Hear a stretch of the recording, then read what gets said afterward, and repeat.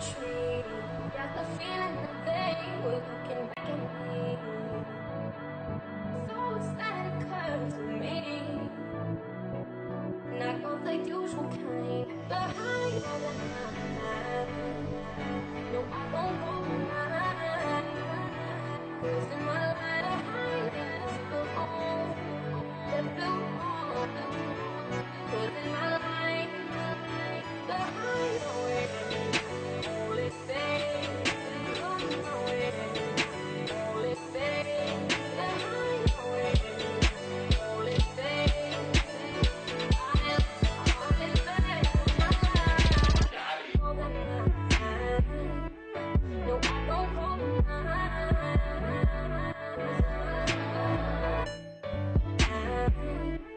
No, I don't go behind. Go away. Cause in my life, cause in my life, cause in my life, don't go behind.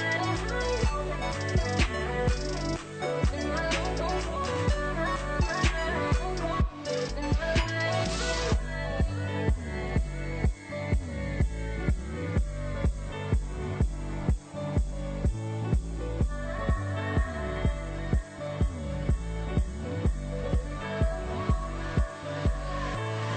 On my way home, I'm in the sky.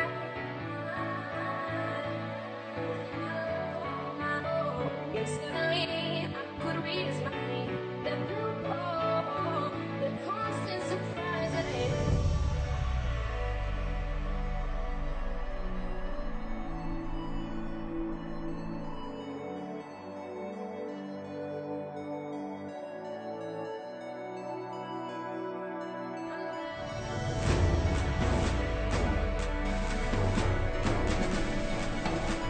The constant surprise that it.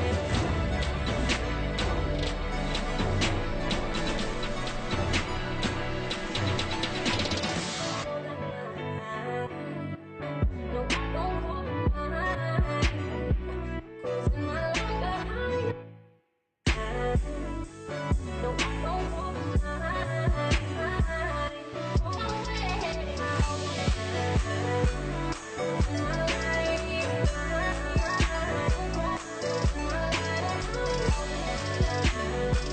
cause in my life, don't go behind.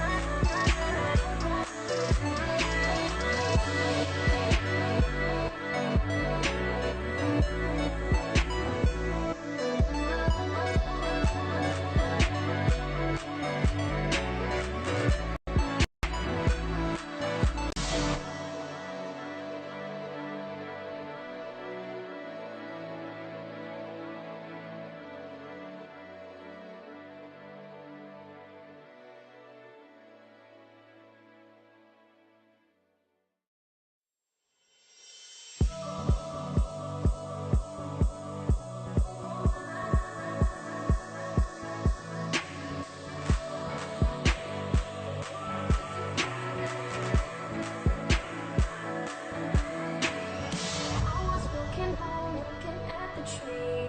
Got the feeling that they were looking back at me. So excited 'cause we meet. Not of the usual kind. Behind all the night. No, I won't go behind. 'Cause in my life, behind is the home that built all. 'Cause in my life, behind always only say, come my way. Only say, behind always only say, I am only say, all the night. No, I don't go behind.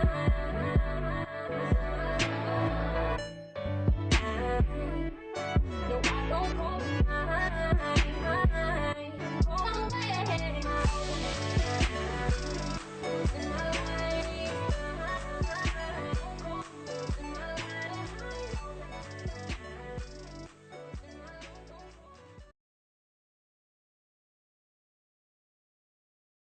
There we go. That was supposed to be queued up and just slide over like absolutely no issues at all. But evidently that didn't happen. This producer needs a producer, but it's okay because we figured it out. What's up, everybody? It's Monday. Yes, I know you're used to seeing me on a different screen throughout the week. I told y'all I'll be back. I told y'all I'll be back home and just, getting in some good trouble. Back on my stage, back in my space. Not my space that was owned by Tom, for those that only had one friend on Facebook, but MySpace technically, but no, literally MySpace. You know what I'm saying? Because I think that's important. I think curating a space that you typically get to, just like exist and put your fingerprint on. I think that's important. What's going on, y'all? What's up? How y'all doing? Okay, we got Instagram in the chat. We got Facebook in the chat. Awesome. All right. Yeah, guys, this is going to be fun. This is going to be a very, what's the word? Hopefully the tension gets resolved in this conversation, because when we talk about stuff like mental health in the church, when we talk about stuff like intersectionalities in the church, people tend to be, I don't know, triggered, I guess. I don't know. You know what I'm saying? There's not a demon in this chat, I promise. It's just two black individuals ready to have a deep and very important conversation. But before I ruffle any more feathers, I'm going to drop the intro real quick. Let's get it popping. They threw my ancestors in the ocean. Now we became the new wave, and we're about to drown this system.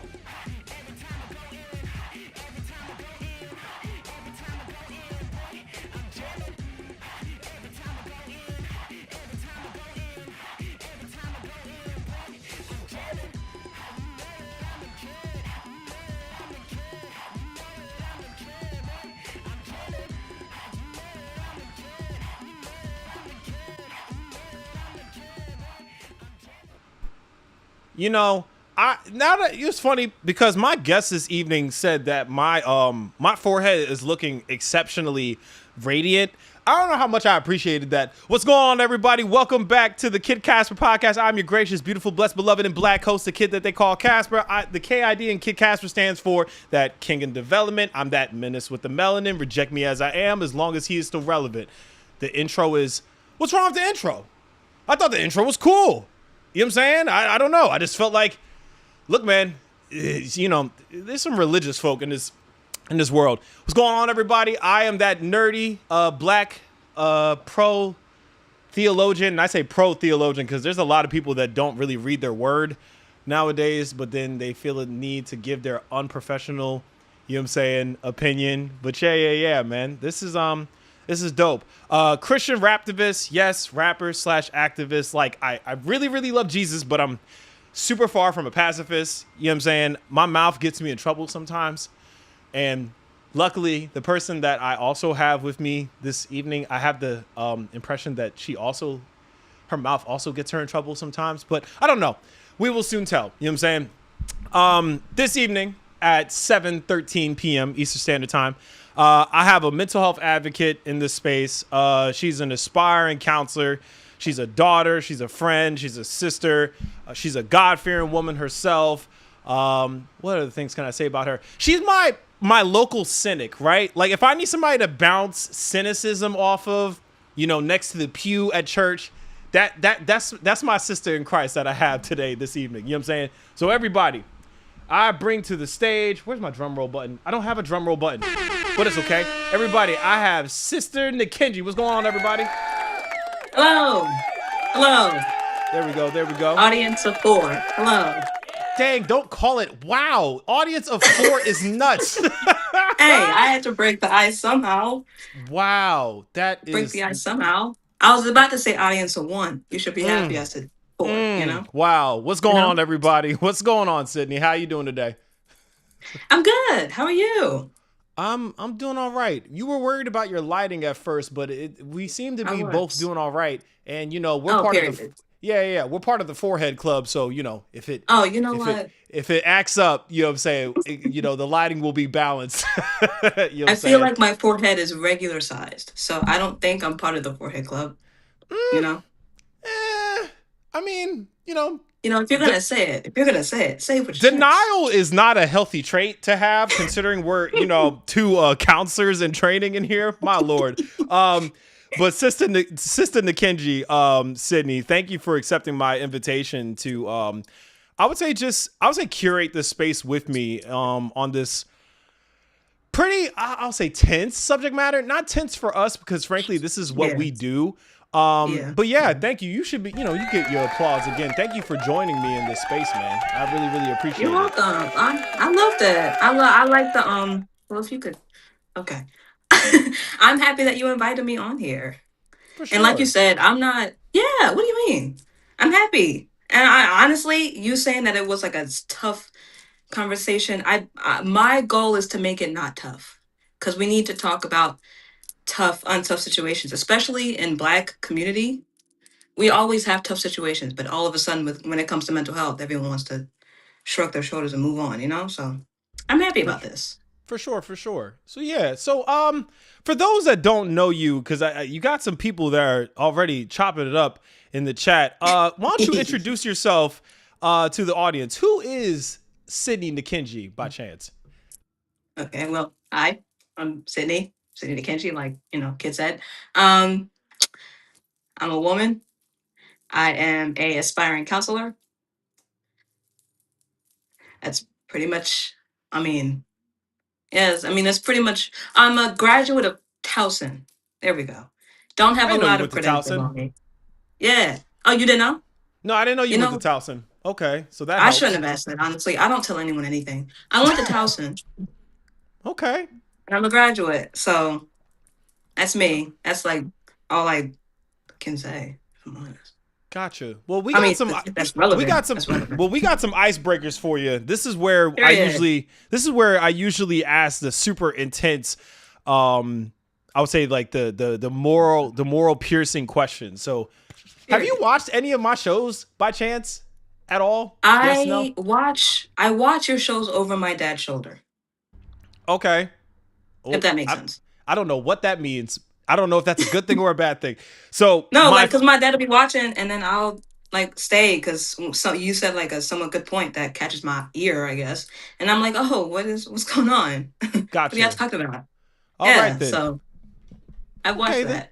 All right then. So my first Yeah. question on the Kid Casper podcast is: if you had to pick a favorite Disney princess, who would your favorite Disney princess be today, madam? Tiana, no questions. I love Tiana. Hardworking woman. I mean, what she said, I like. Yeah, you gotta work hard to get what you want. That's true. That's life. You Okay. know, It's like not every because she other was. woman had to. It's What? not because she's Huh? black, right? Because your father That is asked that same also. question. That's also. Yeah, she is one of the only colored people in the roster, but also, just she works hard and like, yeah, and she has a great voice. And yeah, and I love this story. It was a Okay. good story. I like. Okay. And Yeah. question number 2 on the Kid Casper podcast is, and this will let me know how much of a nerd you are or whether or not you're cooler than Ooh, me. If you had ooh, to I'm such a pick, nerd. oh, okay. If you had to pick a starter 6 Pokemon set to go against the Elite 4, what are your 6? Okay, so I'm gonna start with Pikachu because, Of of course, course. that's the main character. Um, Charizard's my favorite, so I'm gonna put Charizard on there. I'm also gonna put Snorlax because I feel like people sleep on Snorlax. No pun intended, but I think Wow. they sleep on Snorlax. So I'm gonna put Snorlax on there. That's three, right? And then Gengar. I like the way he looks, so I think I'm gonna put Gengar. Okay. Um. Uh. What other? Oh, good. There's like others. I can't You got two remember more. their names. Come on now, I get your got life two. together. You got 2 more. My life on Pokemon. Look, I was thinking of Jigglypuff isn't gonna do any. Mewtwo. Yeah, I'm putting that on there Okay. because Mewtwo will destroy everybody. So I'm putting Mewtwo on there. Um, there's one more that I'm thinking about that I can't remember the name of. It's like this giant fit water type Pokemon that looks like a dragon. His head is Gyarados? his.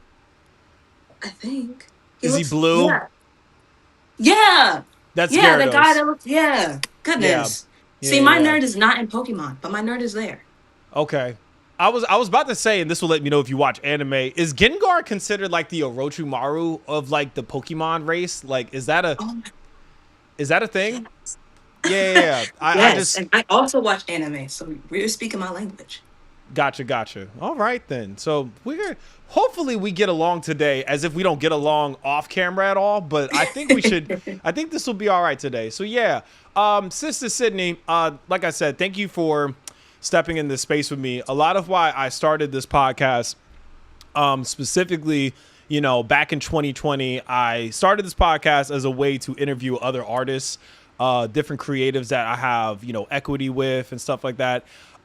But then obviously the pandemic took place. Ahmaud Arbery, Breonna Taylor, George Floyd took place. And I just felt as if it was necessary to not only hold space and have conversations that the church doesn't have, but also just humanize one another, right? Because I think in a lot of ways in the body, we've gotten away from that. We've gotten more into like how to diagnose a problem opposed to like administering the medicine. You know what I'm saying? So, yeah. Mhm. So that's what my goal is today. So if you could, you know, when we talk about me being the kid, king in development, could you tell me about the earliest stages of a Sydney Nakinji in the earliest days of your development? Who would that be by chance? Uh, Man, not the person that you see here.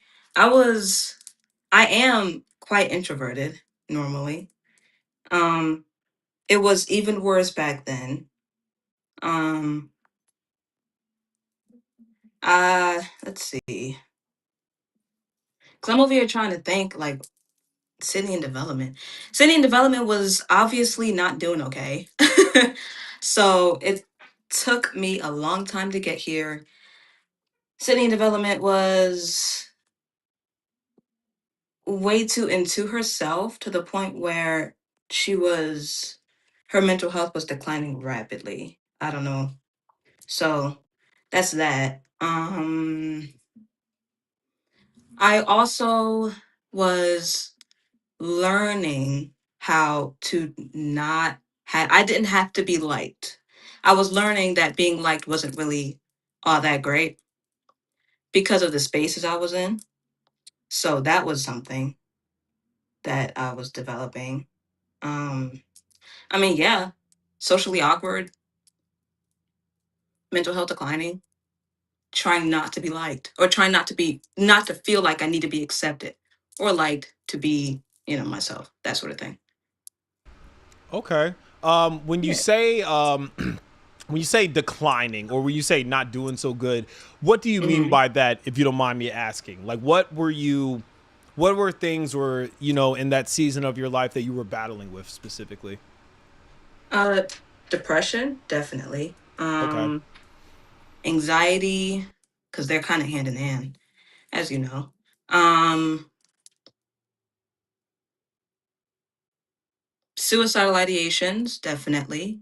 And then fear of being not accepted. Um, and like a whole, honestly, the majority of it was depression and anxiety. And the anxiety was around acceptance and who I was as a person. Because I think when I was younger, it was kind of challenged, like, who are you as you instead of out of your friends? And yeah, that was definitely something I was battling with.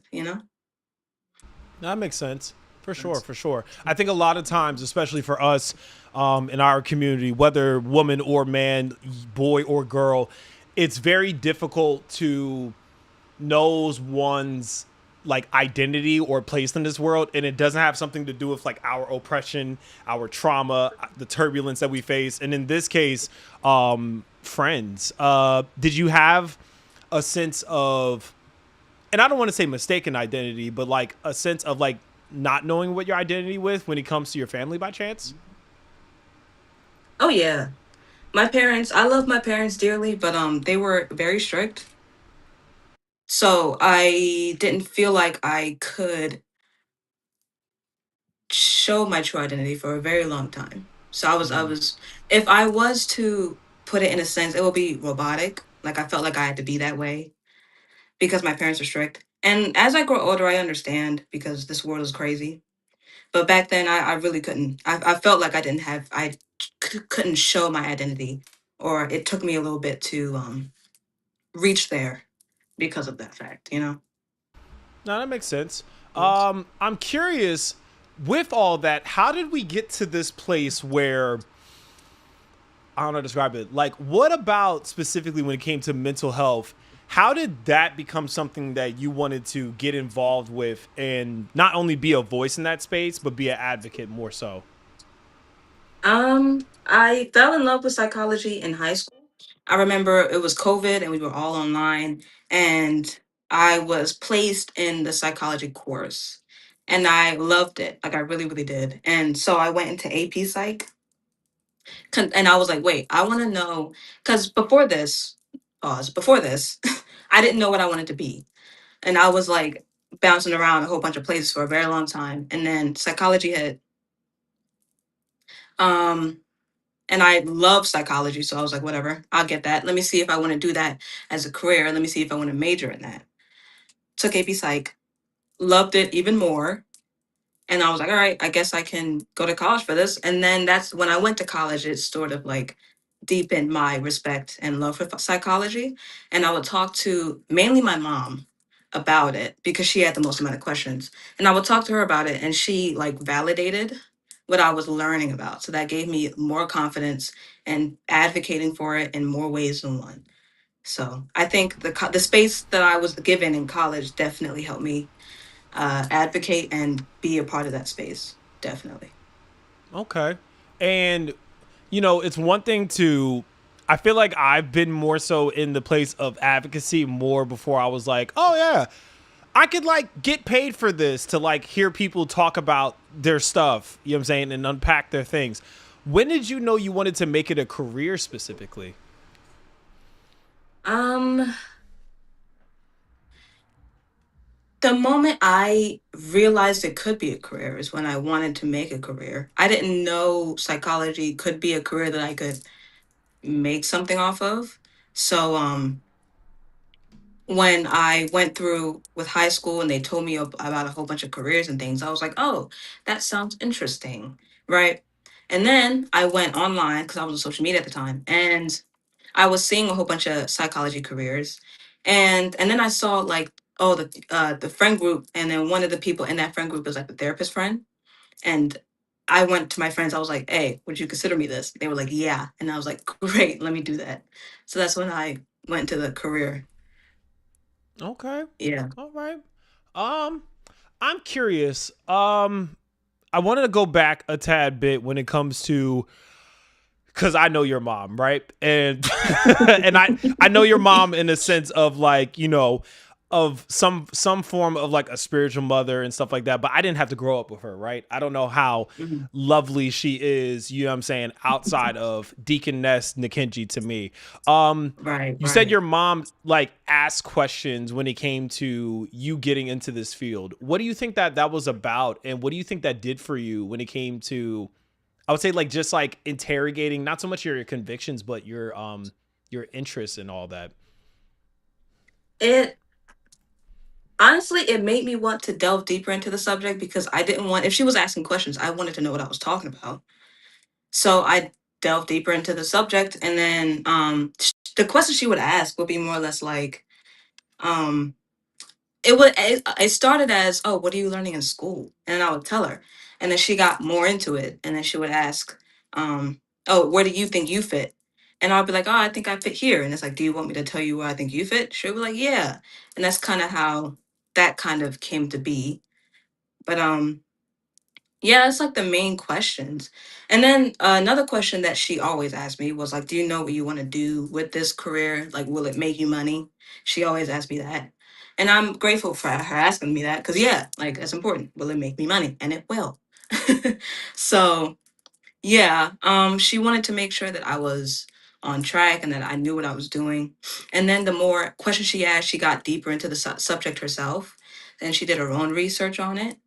And and then after my mom got into it, my dad got into it, surprisingly.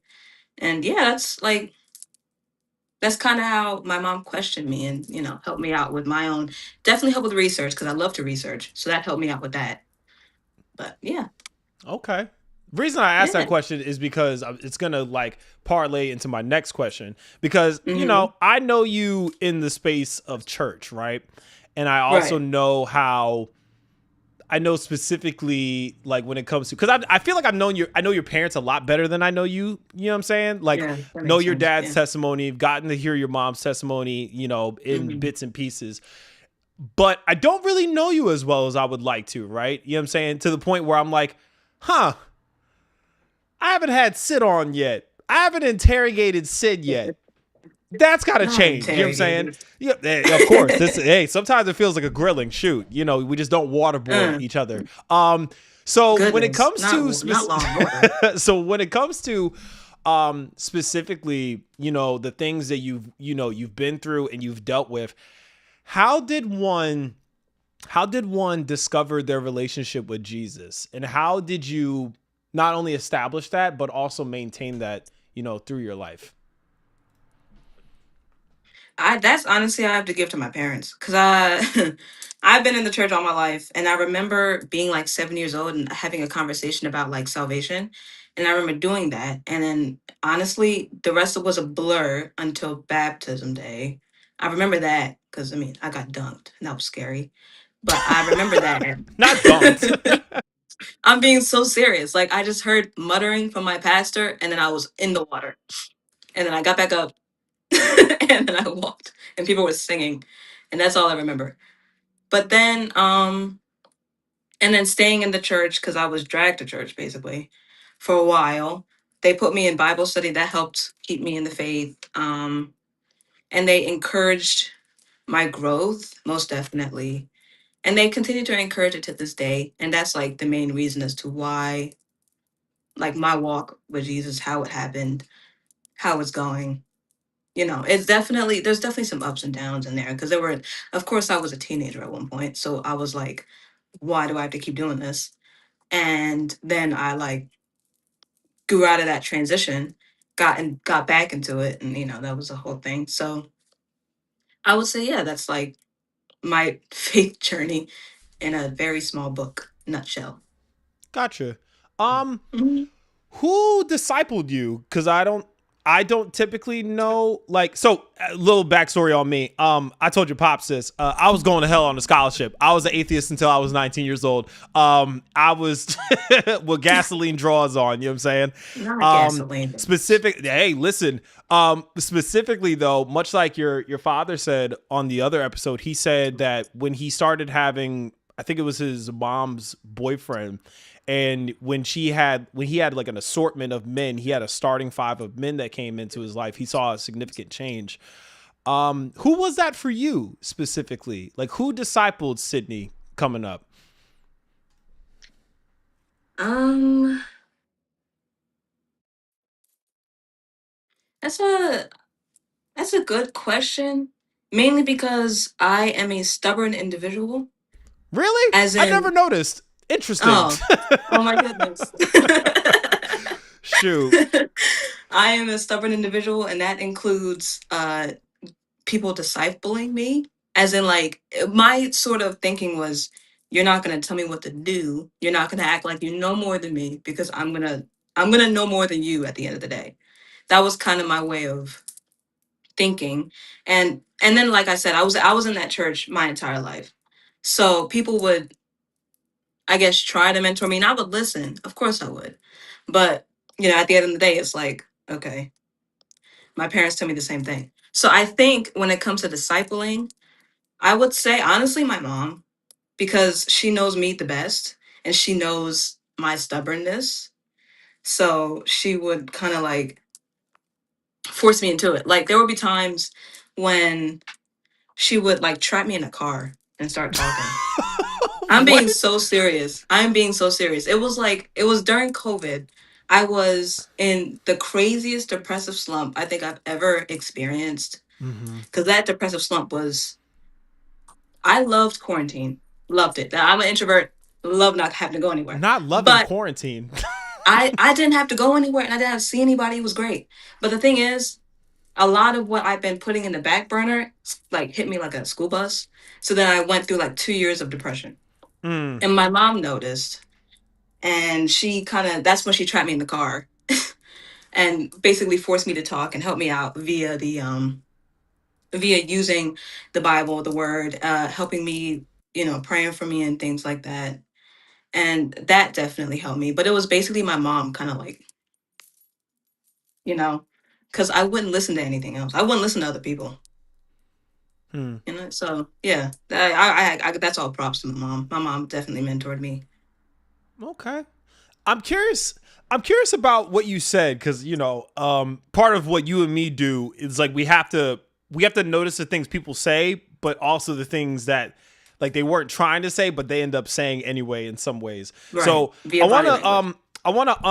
I wanna lift the dirt off of one thing you said. You said that you thrived in quarantine because you didn't have to deal with anybody, you didn't have to engage in any with anybody.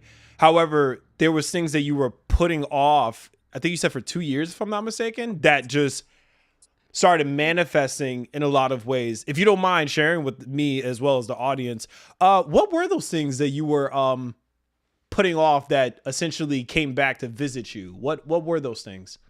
Visit me, more like punch me in the face, like Well, you the one that was talking about you got hit nasty. by a school bus. I was just using some imagery.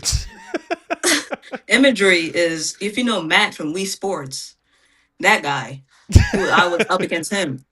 If you want imagery, My lord. but the stuff that I was putting off was my entire life, really, because I didn't really allow myself to think for myself for a long time. Being in the space that I am in, it's kind of hard for a kid like me to think for myself. I went to privileged time. I went to a private school, and they kind of tell you where to go, what to think, stuff like that. Hold on. Private school? Hold on. Yeah, I got listen, private I got school. I got your mom and your dad's number. I could call them right Privileged now. time. Private school? Lord have mercy. Go on. Yeah, anyway. So obviously they were on my neck for everything. Couldn't really think for myself, right? And then the church that I was in, my mom she was very into home training. I wasn't really thinking then either, if I'm honest. I kind of just went where I was supposed to go. That's it. I walked, I did, I talked when I was told to. However, the things that was happening to me and the things that people were saying to me didn't really hit me until COVID, because I was doing a lot of out of school activities, and I never sat down or like I don't even know if it sat down, laid down and like thought about my life until COVID. Like sat down and really had to think about it until COVID, really. So that was more or less what punched me in the face. It was like, wow, I didn't. Oh, and then of course high school was it was a whole nother beast, because man, my high school is crazy. But yeah, I kind of like Now, my did you go entire to life. private school? Did you go to private school for high school as well? No, it was public. Oh, so I know where you went. Okay. Go Yeah, because I you grew know, up in Edgewood as maybe. well. So yeah. I knew where you went. No, I, Gotcha. I grew up in Bel Air. I'm in Bel Air. What you mean? What? Yeah. Oh, so that's a whole different beast. What was it like growing up in Bel Air? Like at least going to school in Bel Air? Oh, it was not fun. Because the thing is, I've heard this one thing that um is taking over my algorithm, my For You page on TikTok, is being black in suburban areas. And when I tell you that needs to be studied, it needs to be studied. Because that school was what? You No, what was nothing. I going didn't say nothing. I just listen, man. I look because I know the story, but most of the people I went to school with look like me. I just also grew up Oh in the no, it suburbs. You know what I'm was saying?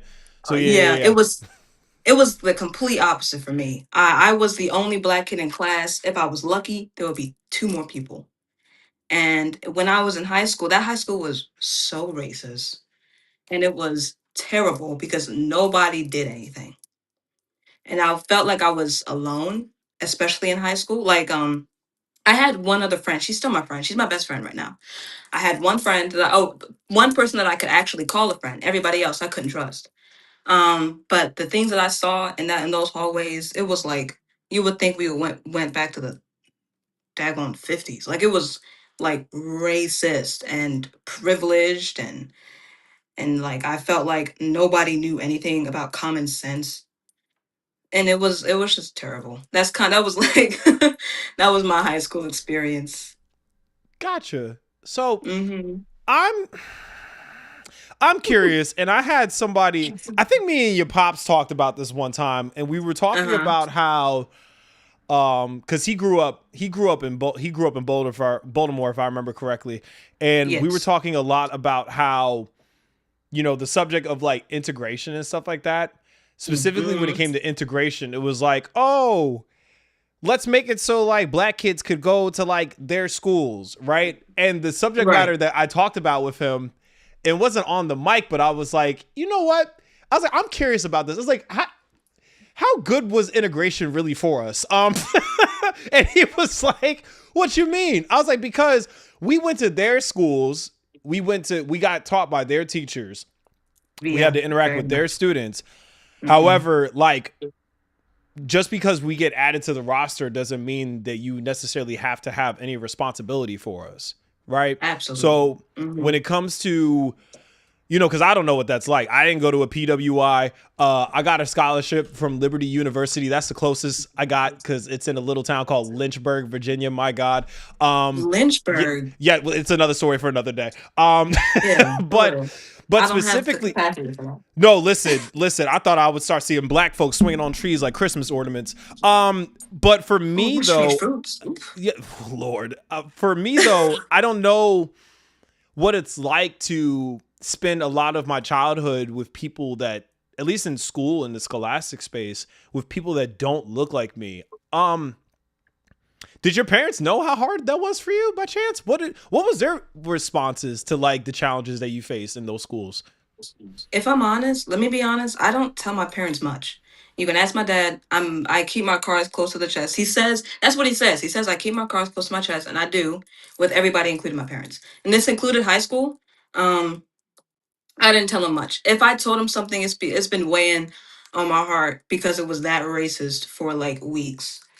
Um, but yeah, I didn't honestly. I didn't really tell him what happened until a year ago. I think Yikes. at least the full brunt of it.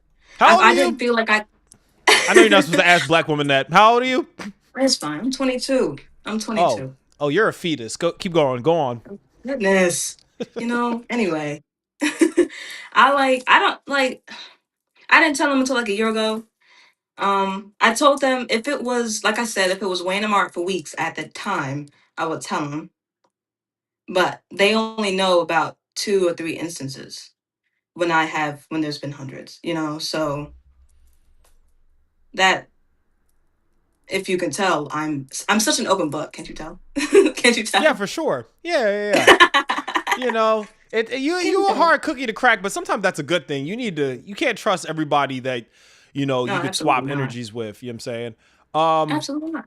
yeah, yeah, yeah. So with that in mind, you're dealing with the challenges of going to school, in a PWI, dealing with the stuff you dealt with. I think you said because they work in hand, depression and anxiety. Um, Yeah. how what are things that you did at least during that time or that you didn't do during that time that you implement now to nurture yourself, not only spiritually but like mentally?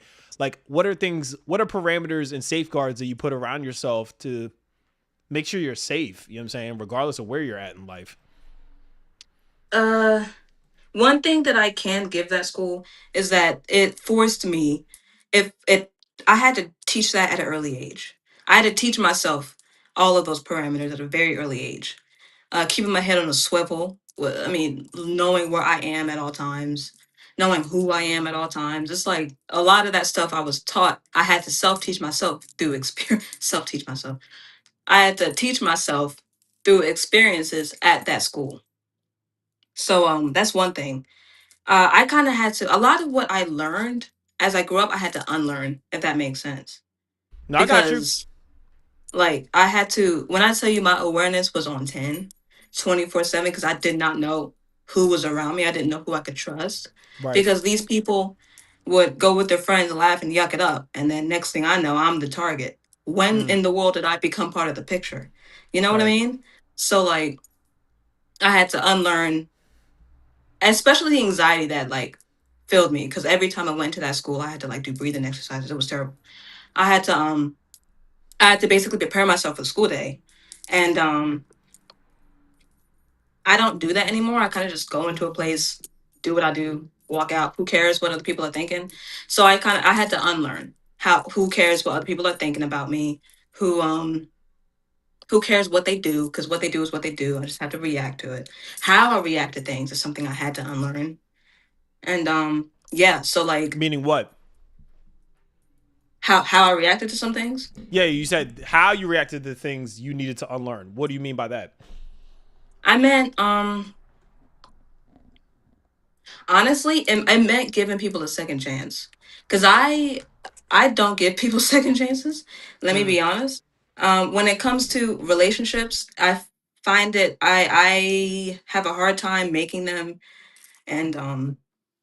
and I have a hard time telling myself that I should keep them. Like I can cut people off really really fast, and that kind of happened because of the school that I was in. I kind of had to learn how to do that mm. because if I don't cut people off immediately, someone's going to say something racist behind my back. I don't need that. I really don't. So, giving people grace was definitely something I had to unlearn when it comes to reactions. Okay. Like that's yeah, because like I said, I was introverted. My reactions would have been, oh, you did that? Okay, I'm never talking to you again. And that was it. Mm. Like I didn't care. I still don't care for closure. I really didn't care for it then. um, like I said, I wouldn't give people grace at all, even if what they did was a mistake. It was like you did one thing, you're gone. Mm. And at that point, when I was in high school, I was looking for it too. Like I was looking for the mistake, so I could cut them out. Oh, you were okay. I No that's judgment. kind of that's how I I'm was. not, no That's what judgment. I'm I just listening. You know. was. No, no, I got you. Yeah, I mean that's kind of who I was. So I mean, I had to unlearn that. Give people grace. One mistake isn't the end of it. One mistake isn't their full personality. Right. You're okay. I kind of had to learn how to tell myself that I'm okay, especially when it comes to relationships and social interactions. Now, do you think a lot of that? No, I'm just asking. Do you think a lot of Hmm. that became from a place of not feeling safe in a lot of spaces, whether within yourself or the environment you were in, or it was more like a, as you said, it was a trauma response. Like, I'm not playing with you folk.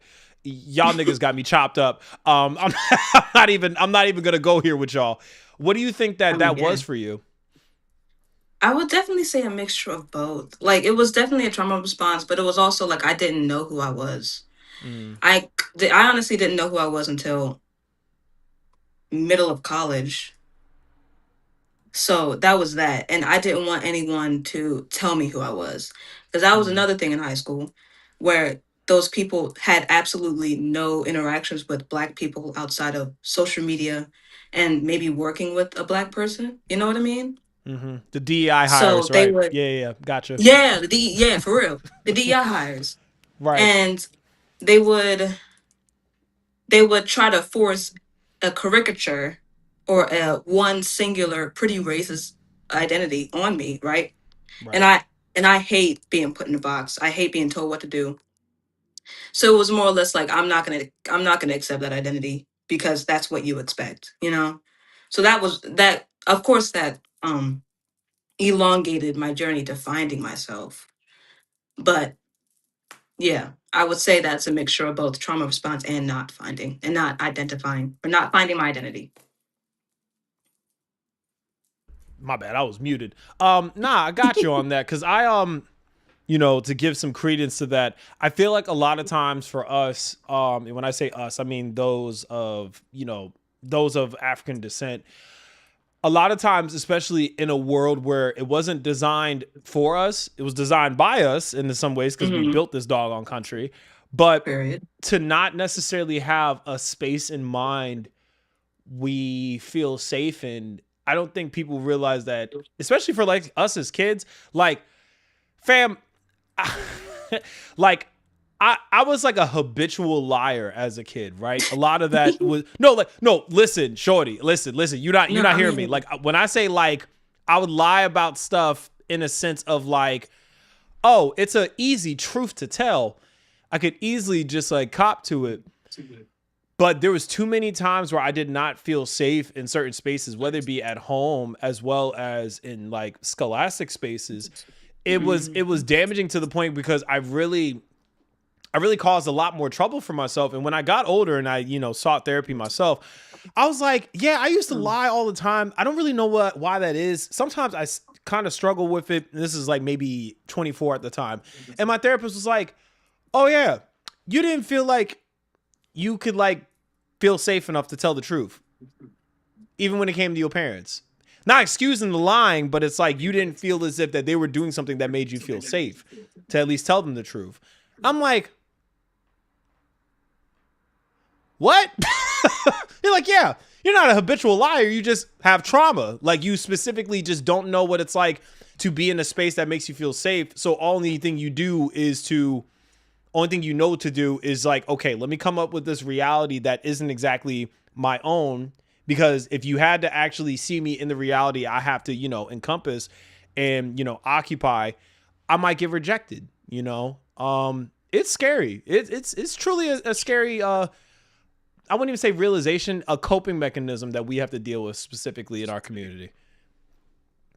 Oh yeah, most definitely. Yeah. Yeah, I would lie all the time. So, My God. I would lie all the time. My lying, it wouldn't be, yeah. No, I was about to say, oh, it wouldn't be like to my parents. Yeah, it would be. It would be. Um, yeah, I would agree with what your therapist at the time said. Yeah. That white Yeah. woman kind of pulled my baby hairs. I didn't really appreciate it, but hey, she she got me on the right path for the most part. Yeah. Amen to that. So, Mm. what does, and we're gonna get into the meat and potatoes. I got you. Of course, of course, of course. What does following Jesus look like beyond attending church for you? Because you yourself even said like you felt as if that you were well, I won't use the word felt. I'll say felt. You felt as if that you were forced coming up, in the early stages of your development. How is that something that you were able to nurture now that you have a little bit more of a sense of choice, I would say, in adulthood? What does that look like for you now? Um, I had to, I mean, honestly,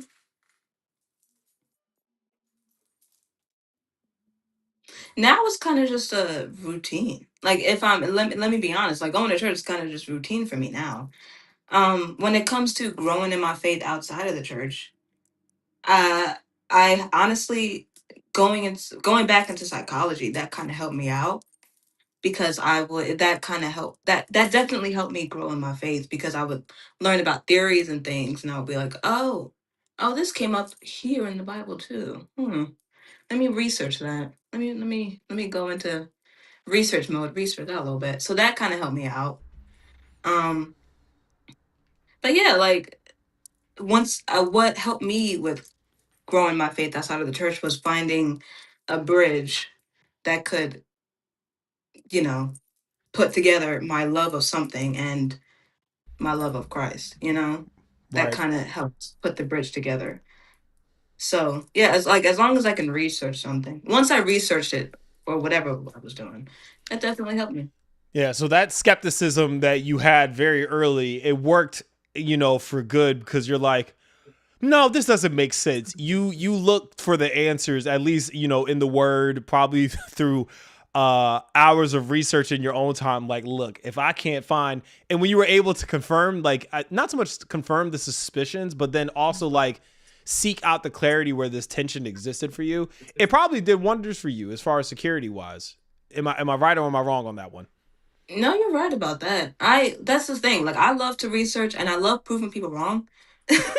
And one thing I also love to do, I love like if someone tells me something, I will research it in front of them. And then if they're wrong about it, it's like, oh, I don't have to listen to you anymore. You know? It's like, and I kind of did that with psychology. So that helped me out with both the what is it, the field as well as going to the Bible. So yeah, I would say you're right about that. Gotcha. And how do you think, like, in the early stages of your own relationship with Jesus, how that shaped how you view yourself? My confidence definitely grew. Mm-hmm. Like I can tell you, if you asked me to be on this podcast a year ago, I would have said no.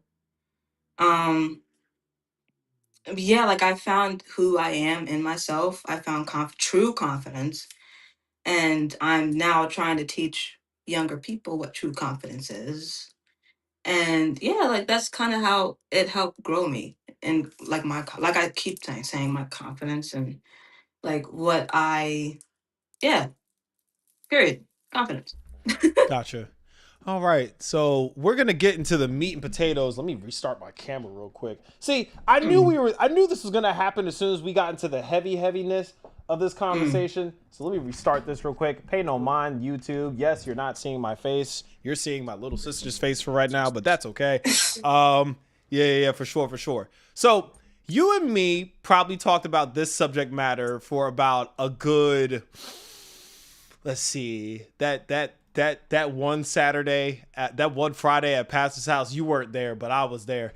And you and me were talking in length for about a good hour after church let out. I think your mom had dance rehearsal at church, and it was Yeah, we gotta specifically fix that up. about yeah, it was specifically about mental health stigma, or like the stigma on mental health when it comes to the church. Um, Mm-hmm. I shared this bump it. It's my podcast. So I shared this encounter that I had with an individual in which they were asking me about, like, oh, like what do you do? What's your career path? And I was like, oh yeah, I do I go to school for counseling, you know what I'm saying? I'm going to school for counseling, as well as I'm a sponsor, I try to give people time to consider when it comes to mental health in certain spaces, and I would like to become like some form of like a consultant, especially when it comes to church, right? Mm-hmm. And their response was very, how do I describe this? It was very like old guard, I would say. Like, and I mean like old guard, not in the sense of like old, like they're old. No, it was just very like, it was It's just the like like, oh, if you just pray it away, like what the F is the problem? Like they didn't say what the F, but like it was just very like, oh yeah, but like what really mental health issues could you have when you have Jesus? In which I pushed back and I was like, so maybe. like when Jesus was asking for this cup to be removed from him, like was that not like anguish? Um he wept even though he knew that his best friend was going to come back to life. Like is that not okay? Um when it comes to like the book Songs of Solomon is a sad boy mixtape. I don't care what anybody says. Come on now. Basically, why do you think as if that when we have conversations about mental health in the church, it's so polarizing and dogmatic that it makes the conversations damn near impossible? You know what I'm saying? What do you think Yeah, that is? I feel like there's multiple instances. I will say, uh, psychology has a very racist beginning. So I got to get that Oops. out the way. Really? I never would Yeah. have thought that psychology would have something to do with race. Oh Take my it, take it goodness. away. Who knows? Who knew? Who knew? Psychology has a racist start. No one will figure it out. But yeah. So psychology, like I said, has a racist start. Um, Black people didn't like psychology for a long, long time. Um, Yeah, and another thing, I don't know if this is gonna ruffle some feathers, but when it comes to psychology, I feel like the church is outdated in that sense. And a lot of people in the church kind of just don't want to learn anything new, you know? And this may not just be church. This could be like older generation or older people in general. Like they have a hard time learning from people that's younger than them because they perceive them as under them. Does that make sense? No, it does. It definitely does. So that's like one thing that I feel as. Whoa. What the heck? You still Don't there? worry. That was my alarm. Don't worry. That was your Don't alarm, worry. man. I was like, man, I was like, No, I'm telling she's you. she's about to expose the fifth dimension, like. Oh, no. Come back. That Oh, was my alarm. Please. oh shoot. Don't mind that. Don't mind that. Don't mind that. Oh no. Oh my God. Oh my Oh God. man. I was about to get smited for saying the church was outdated. Huh. Anyway. But now you were That's what saying I that. think. Yeah, you were saying that. Like I alluded to, like old guard mentality. It makes it hard for them to. I heard Mark Lamont Hill put it this way. If you've only used a hammer in your life, everything's gonna look like a nail, right? So like, Yeah. you're not gonna know. Like, hey, fam. Maybe, instead of a chainsaw, maybe you need a scalpel, right? Like, instead of like a drill, a little screwdriver, a little Allen wrench will do just fine, right? Yeah, Yeah. you know what I'm saying? I'm sorry, because you got the FBI van shut down your feed. Can you I know. continue on your point by chance, please? I know. The SWAT team. Oh my God. Oh my Lord. Anyway. Like, that's kind of what I was saying. Like the church is the way older people in the church think is, oh, you're younger, so you have to listen to me. You know, not many people in the church think you have something to say and I should listen to you, especially if you're young. Like if you're young, it's like, oh, you have more life to live, so just shut up and sit there and listen. When it's like I have something to talk about, I have something to say, and I want to say it, and you gotta listen because it pertains to you specifically. So like that I feel like when it comes to mental health in the church is that's kind of how it is. There's a hierarchy that is that's been stuck in the church for as long as it existed. So it's kind of hard for people to switch perspectives and switch from being teacher to being the one that's the student. Right. A lot of people have a hard time. A lot of older people I feel like have a hard time with that. Yeah, and I think another thing too is like, fam, let's just be honest, like even just in our community, we're really just now having like these conversations, Oh right? yeah. Like even if I don't know, like your mommy and your mom and your dad were deacons. I don't know if they let you watch Empire, but like Empire No. specifically, there was one of the main characters. So I'm not. Hopefully, I'm not dating myself because you're 22. My God. But I had one of Empire. one of I the know. sons on Empire had bipolar disorder, right? And his mom never knew because she was incarcerated for like 15 years. So then when he was having an episode, she was like, "What's wrong with my baby?" They were like, "Oh, he had a manic episode from like, having bipolar disorder." They were like, she said, "Bipolar, that's that white people stuff. What are you talking about?" And it's like, no,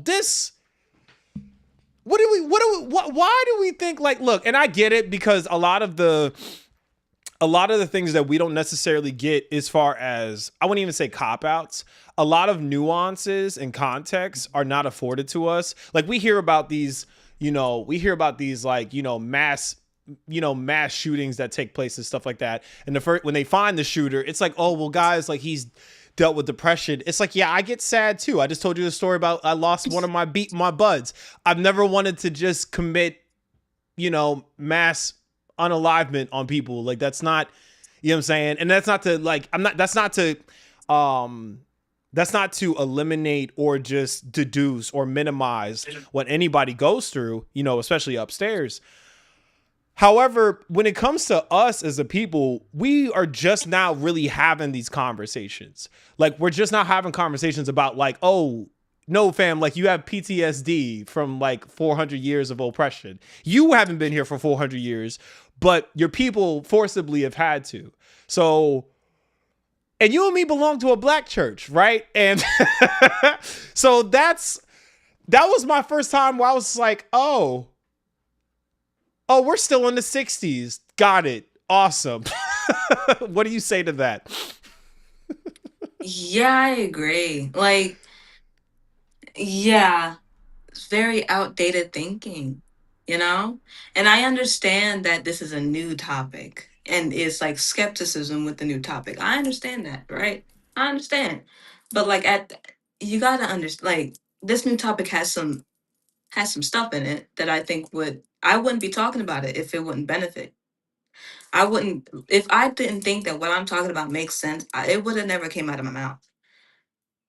It's like, you got to learn. So, like, we're always talking about trusting in the Lord, but we got to learn how to trust each other, Mm, especially like it's especially in the church. Like, older people have to learn how to start trusting younger people. I understand that not every young person is okay to be trusted, but there's some that can be right, trusted, and maybe we can start listening to them.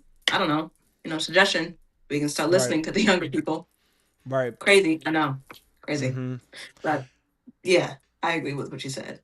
Yeah. I'll share something with you, and I shared this with you that very weekend that this conversation, if you want to call it a conversation, took place. Not you and me, but me and this individual. And Right. so I shared with you, I have bipolar disorder, right? And I remember when I got diagnosed in 2019, I was kind of stuck with, I knew there was like off rip a burden that I had to deal with, but it was one of the first times, especially in the church, where I was like, like they think like there's something like demonic here. So I shared this with a brother in Christ at the time, and me and this individual, we don't really, sorry guys, me and this individual don't really speak anymore. You know what I'm saying? I protect myself and provide safe spaces for myself. And I shared with him on that Friday, like, yeah, I just found out that like I have bipolar disorder, and like, just, implementing some new things, putting some new tools in my tool bag to essentially navigate in this, this new discovery of myself, right? Said, tell me why I'm minding my business. And I'm going to a Pentecostal church at the time, worshiping. You've met me, I be getting in my biblical bag. I don't really struggle when it comes to when I say I don't, well, everybody struggles, but I have security when it comes to my relationship with God, right? Mm-hmm. This brother was probably about your height, right? Maybe a little taller. Not my But height. I'm 6'3". Paint the picture. Tell me why he comes over. I'm thinking he's just giving me a hug as like brothers in Christ do, right? Just like, oh, Right. wow, like, thanks, brother in Christ. He like grabs so the much, back. brother. Yeah, he grabs like the back of my neck. And like, I'm not even kidding. Like, he literally like grabs the back of my neck and like brings me in. And I'm like, usually we don't hug like this. This is a different type of hug. Why is he bringing you into his bosom? Hold What's on, going on? I got you. And he he grabs holy oil. He was better off grabbing Crisco because he was about to get cooked. But he how in the world did he get his hands on oil? I don't listen. I don't know. GTA. He just pulled it out of his back. I don't know. What? Yeah. And he starts Zelda. praying for me, and out of nowhere, he starts praying over me and praying for deliverance from my dual-mindedness. I'm like, now hold up. Dual mind. Facts. Ain't nothing dual-minded about bipolar. Fam, listen. I was like, I just cut it short. I was like, I just broke the anointing of the prayer. I was like, sir, hold on. Excuse me? And he was like, yeah. Mind you, like, if you've been to a Pentecostal church, we worship for like 4 hours. The band's still going. Worship singers are still singing. And I'm like, yeah, fam, you need to step off or like you're going to get like laid out in the spirit. And that's not what I said. I was a lot more not polished back in the day. I was like, Negro, you need to get the F out of my face. And he was like, no, I'm praying for like, cause you're dealing with like a demonic like presence on your There's nothing. life. I'm like, fam, there's nothing I could have done to have a chemical imbalance like bipolar disorder, right? Like, what are we talking about? But people really believe this ish. People really believe that, like, when you did, like, you spoke on depression. Notice I didn't rebuke you, right? You said that you have anxiety. What do people hit you with? Oh, be not anxious if you have Christ Jesus. Yeah. Like, If yeah, you believe in the Lord, you put your yeah, worry on him. yeah, Well, for this isn't sure. just some Joe Smo worry. My Mm-hmm. heart's pumping and I'm in the bed. What's going on here? You No know, facts. like No facts. like my heartbeat, my beats per minute is at 90. I'm doing nothing but sitting. That's not worry. That's something is wrong. Like for real, Yeah. for real. Mm-hmm. Yeah, for sure. Yeah. I got this doggone Apple Watch. I don't know if I told you. No, hear me out. Listen, I got this Apple Watch. I got you. I'm here. And I have to I'm wear listening, I'm this. listening. I have to wear this all the time. And my doctor texts me. He's like, you're not wearing your Apple Watch. I don't know what your BPM looking like. Sid, my BPM was at, and I told your father about this. My BPM was at like 172 one day. I'm laying down, mind you. I'm not doing anything. My resting heart rate was at 172. I'm in something called VTech. That's how bad my anxiety was. Fam, a prayer, Tasha Cobbs, Maverick City Music. Yeah, bump all that. I gotta go to the hospital. Like that's what the concern should be. Not whether or not I need to be delivered, because like, no, like your father works in healthcare. Like this science exists for a reason. This medicine exists for a reason. Like there's no reason to have these things in this world and in society if God didn't intend us to use it to even minister or administer medicine to people. What are we talking about? Actually, and I remember talking about to my mom about this. Like, medicine's there for a reason. It's a resource. If you want to pray about it, the God is not going to crack open the sky, hand of fire coming out, talking about some I have your depression in my hand, child. There's none of that is happening right now. He's Right. gonna give you resources, and those resources is drugs and doctors. I don't know what to tell you. Like that's what we have now. You know? You can pray, but resources also matter. Yeah. And that's not to say that prayer doesn't work. Just to be very, very clear. Exactly. We're not Right. saying that. It's just a matter of like therapy and Jesus. Right? Like you and me spoke about this backstage, right? Like you deal with allergies. Fam, talk all that Jesus stuff you talk. Like, fam, you don't take I'm your dying. Benadryl. I'm actually dying. My throat is closing as God we would speak, call that and you're praying. unwise. Our Father in heaven would be like, that is unwise. Like, you know what you deal with. Like, you know what I'm Father saying? God, please give me my medication and No call facts. an ambulance. Stop praying. Just do something. No Pray while you do facts. it. I don't care. I'm dying. It's like yeah. Yeah, for sure. And like, and we see instances like this even when it comes to the Bible. Like, when it came to, I love using this example because there's so many layers and nuance to this. But when it comes to that woman at the well, right? People look at it as like, oh, well, she was caught in adultery and like she was getting ready to get sentenced to death. And by law of the land, those men weren't wrong. My question is, where's the dude that she was? Anyway, that's another story for another Honestly, day. I also hold on. We'll get to that later. All right. Yeah, we'll get to that later. But specifically though, because you listen, man.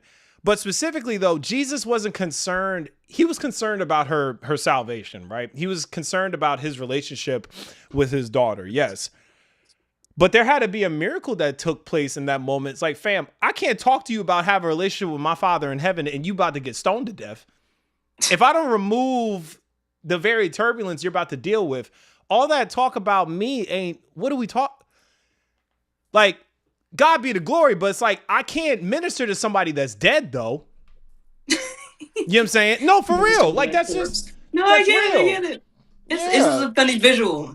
You're talking to a corpse, you know? No, like for real. Can you imagine if like, I don't know. I just know a lot more doctors would be getting sued if it was like, hey man, but like, what does your relationship with God look like, fam? And and I'm having an asthma attack, and it's like, can I get my albuterol, please?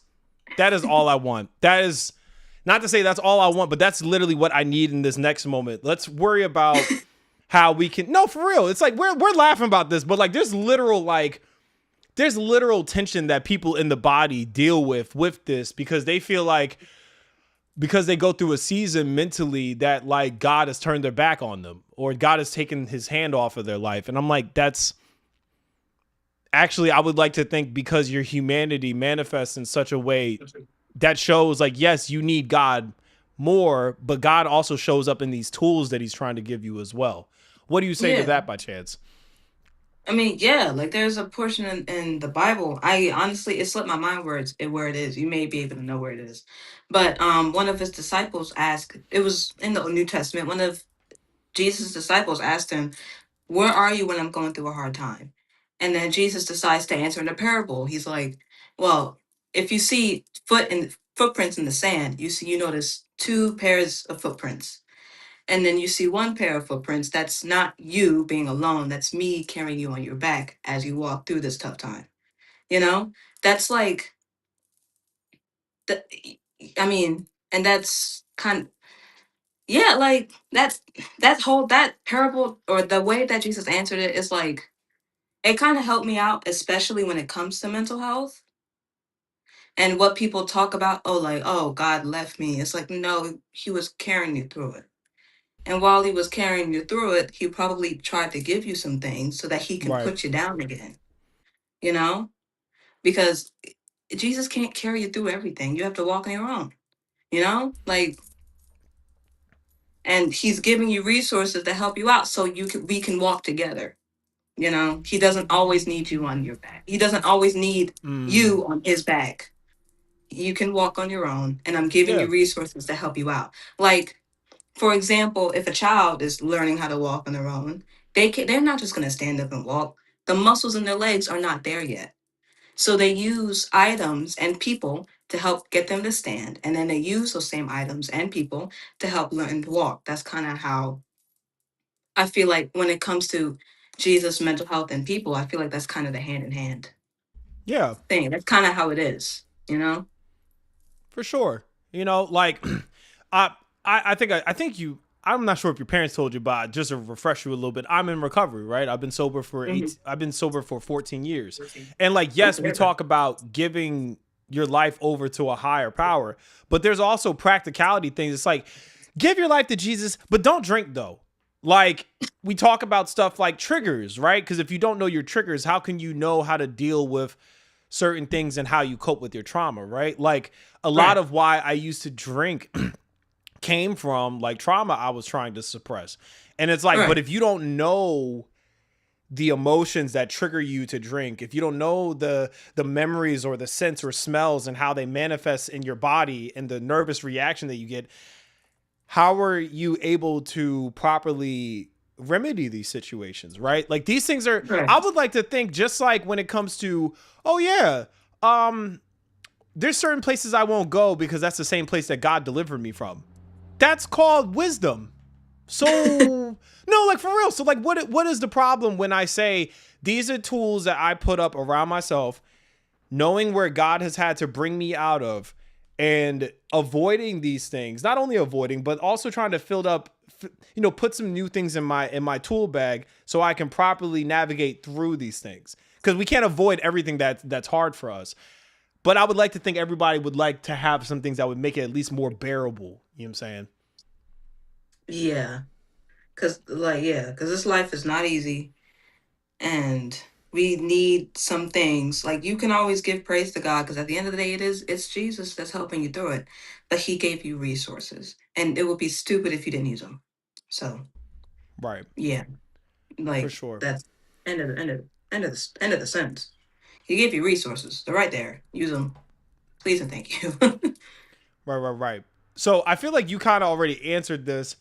Um, you know what? Let's go here. Okay. Why? So for yourself specifically, I know you said that you dealt with anxiety and depression in the past. Do you deal with this now? Like, do you deal with those emotions now? And is that is it as simple as a lack of faith that you were going through and why you're experiencing these emotions? Yes, I do experience both depression and anxiety. No, I don't think it's lack of faith Break that down for me. because um when it comes to I really don't think it's like I'm trying to like I know what I'm thinking, but I'm trying to say it in a way that makes sense. Mm-hmm. So that's like I guess the pauses. But I go depression still happens. Mm-hmm. Still go through slumps. I honestly, if I'm honest, I don't realize I'm in a slump until I'm out of it, but they're not as long. So that's great. But when it comes to like uh losing faith or lost, like I would never say I lost faith. I would never say that it was like small, like I knew that God was with me. I would say it was just harder for him to reach me. Does that make sense? Mm. No, I got Like, you. let's say, like, if I was going through a depressive state and God wanted to talk to me outside of the depressive state, I would find the clues much easier. But inside of it, it would feel like a whisper. Like, let's say, Mm. like, we're talking now. I can hear you, you Mm-hmm. can hear me. Depressive state, it would be like a whisper or far away, And when it comes to like how God would show me signs and things, it would have to be way more obvious because I just couldn't hear him. I couldn't see as I used to. I don't that's not the same as losing faith. I don't think that's the same as losing faith. My faith was probably like the exact same. Mm. I don't think I lost any faith. It's just depression kind of clouds your mind a little bit to the point where you may not hear as easily as you used to. Right. You know what I mean? And then anxiety, I still deal with. And that it's pretty much the same thing, except I feel like that makes my faith a little stronger when it comes to anxiety because Hmm. I kind of, Break that down for me. okay, let's break it down. Let's break it down. I think because when it comes to anxiety, what I used to be anxious about, I'm not really that anxious anymore. It's more of like just like bursts of anxiousness that kind of consume me at the worst times. Right. Not at times where you would think anxiety would come. It's like I am sitting and eating, and all of a sudden I'm feeling hot all over. My heartbeat is going really really fast. I don't. I It's like I'm like looking around. I'm eating. What's going on, right? But then I would like do like a small prayer, like, hey God, help me out here, No please, facts. please. I can hear my heart beating in my ear. Please help me. And then I think and it would strengthen my faith mainly because I Mm. wouldn't know that it was me doing this or if it was God doing this or it was me, but I would like put down whatever I was doing and I would like kind of like be still, Mm. and I feel like that was, I guess, the Lord telling me to do that because I don't know how to be still. I'm on go 24/7. So it's like put down whatever you're doing, stop thinking about whatever you're doing, just shut up and sit down, right? And I would do that. And at first I was like, I've never told myself to do that ever.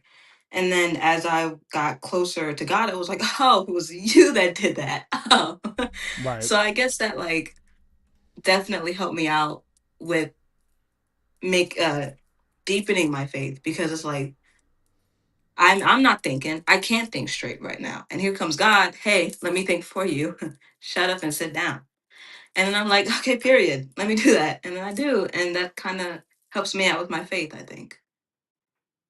Yeah, because you're basically saying like, if you were in a crisis, if you will, how could you know what like a remedy looks like? How could you know what healing looks like, right? Yeah, I Mm, think that's a safe way to put it, right? Like if you've never been hurt, how do you know what healing feel like? Like for yeah. real, right? Like Yeah. the metaphor I like to use especially when when I'm doing activism and stuff like that, is I talk a lot about how like, have you ever broken a bone before? I have a bad back, but I've never broken my back before. Thank God. Have you ever Yeah. broken a bone before? No, I have not. Oh, I praise have God. misplaced bones. We're gonna talk about that another Dislocated time. them. Dislocated God, them. we'll locate them and put That's them what I back. meant to say. Um, Well, but did I you know already that? did that. I already Well, did thank that. God. Praise God. But did you know that when bones break and when they heal, they actually glow brighter and become stronger on like stuff like X-rays and stuff like that, right? Oh yeah, I And did not know that. so specifically, I feel like when it comes to us as God's children, when we deal with brokenness, I feel like that just is another opportunity in which that like God could like shine a light on our faces, especially after healing has taken place.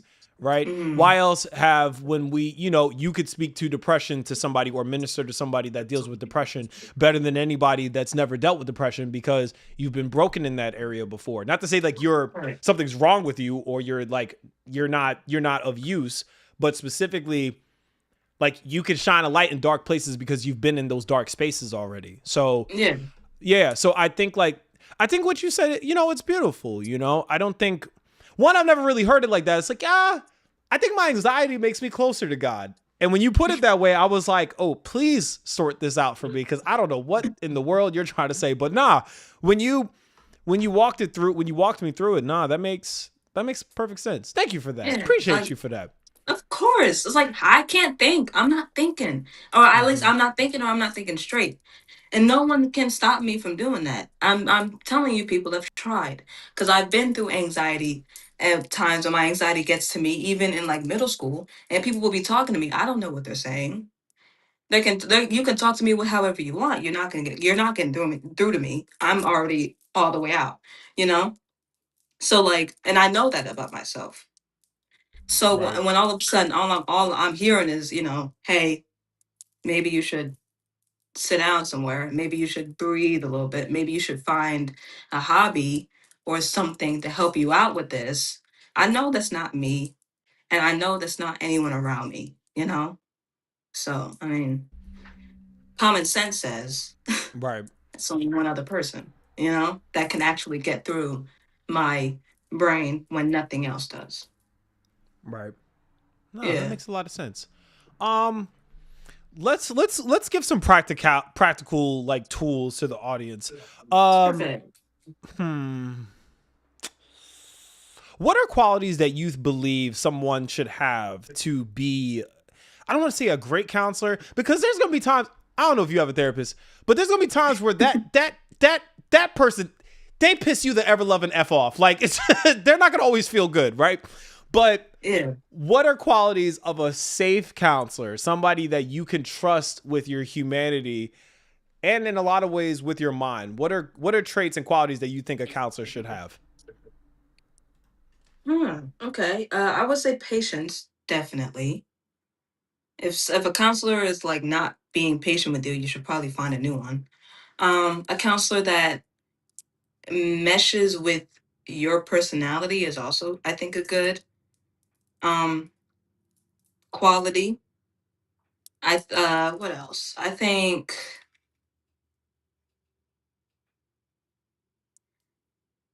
hmm I want to say like mindfulness, but I feel like, yeah, let me say mindfulness because some counselors are not that. Mindfulness, I think, is important when it comes to being a counselor, Mm, especially if you're dealing with somebody walking a life that you never had to, or if you don't know that life, you right. never had to be a part of that life. Being mindful of what they're going through and understanding that I don't understand what you're talking about. I don't understand what you've been through, but I'm gonna help Right. you out as much as I can. If I can't help you out, oh, another quality I think a counselor should have is if they cannot help you, they should be refer you to somebody that can. Right. I don't know how well good counselors do that or how well they do that, but if they firmly believe that they cannot help you, they should refer to somebody who can. And if they don't, or if they don't, if they're like hey, oh, if they know that they can't help you and you're still working with them, it's like that's a disservice to you because you're not getting anything out of it. They may be getting something out of it, but not Right. as much. You need to move to somebody else. So a counselor that's mindful of the person and their life and mindful of their own credentials and their own expertise and what they're willing to work with, you should be they that's the whole thing.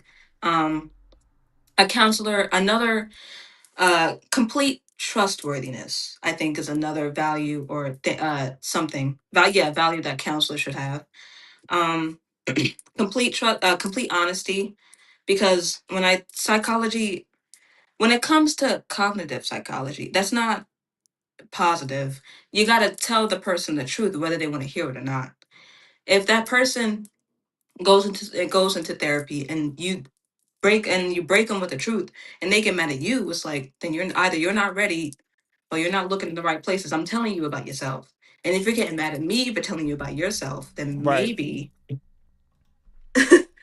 maybe that's probably on you. So if a counselor doesn't tell you about yourself, you should probably dip to another one. Or if it doesn't like if they don't have you clutching your pearls or something, you probably need to go to another one.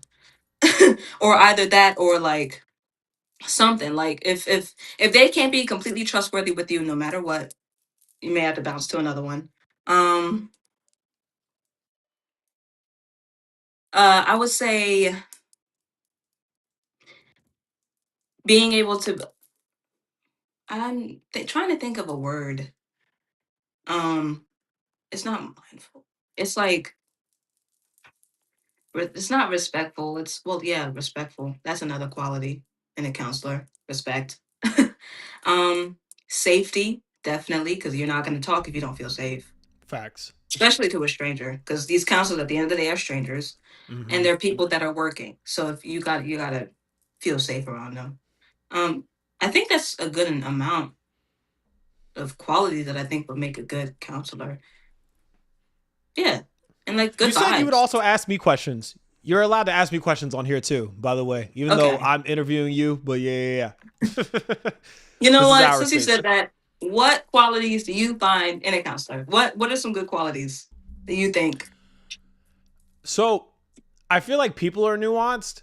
So like somebody that aims to look, so this joke I use is context is my favorite, context is my favorite color, nuance is my niche, right? Like I'm a very Mm, nuanced individual, and I feel like context matters when it should matter specifically when it comes to therapists or counselors, because of if you course. don't know the who, what, when, where, and why, right? If you don't care about the who, what, when, and where, and why, not only how you're affected, but how these other people have affected you, where these things come from, when these things take place, and how long these people have been dealing with these things, I just feel as if that you do people more of a disservice when you don't care about the nuance and the context. So I think caring about nuance and context matters because if you're not knowing what you're dealing with and you don't care about the gray, I think you could very easily miss out on somebody's humanity. And like I said, when it comes to this podcast,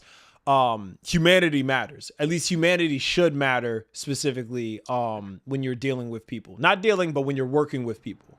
So Hmm. but yeah, that's one that comes to mind. But also, like, because